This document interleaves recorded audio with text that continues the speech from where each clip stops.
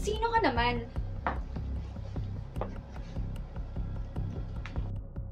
At bakit ka naman naka-pixie cut? Shh! Wait. Oh, ito na. Dora cut para sa'yo. Oh my God! Dayan, huwag mong kalimutan. Ako ang first wife. Unang asawa. Kaya ako ang may karapatan dito. Nag-aaway ba kayo?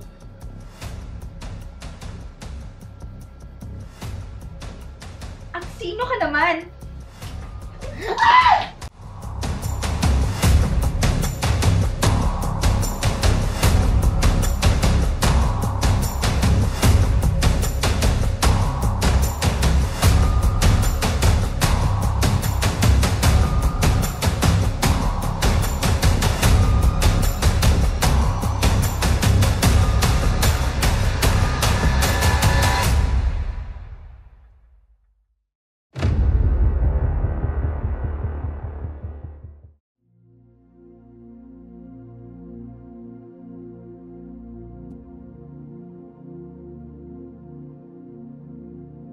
Good afternoon po mga misis. Pasensya na po kayo ha. Alam ko naman po na lahat kayo nagmamalasakit para sa asawa niyo po, sa pasyente natin. Pero kailangan na po kasi naming malaman kung sino yung decision maker para sa treatment ni Mr. Makadatu. Ako! Mga kapatid, please, this is not the time. Ismael needs space, not fighting. Eh bakit ba nandito ka pa? Hindi na nga siya sa'yo umuuwi. Eh bakit nandito kayo? Hindi naman kayo legal. Tsaka at least, Farrell knows respect. R-E-S-P-E-C-T. Respect. How's it going, Mr. Makadatu? We need your final decision for the surgery tomorrow. Who will sign the consent? Me. Because I'm the legal wife. Doc, kung kaya niya pa namang mag-decide para sa sarili niya, let him decide for himself.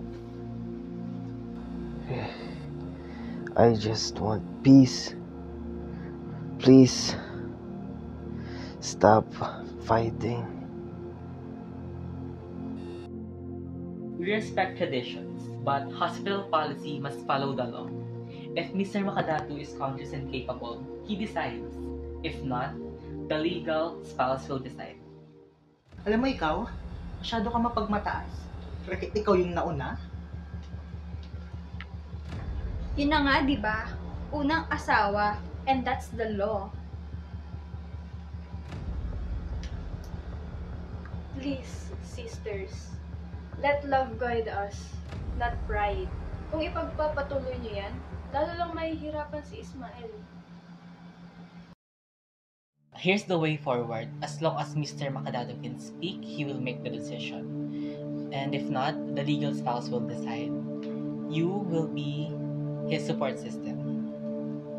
At ang pinaka-importante po sa lahat ngayon is yung magkaroon po kayo ng kasunduan. Lahat ng away, lahat ng hindi pagkakaintindihan, pwede pong ipagpaliban yon. Ang mahalaga ngayon ay nakasuporta kayo sa patuloy na paggaling ni Mr. Makadatu.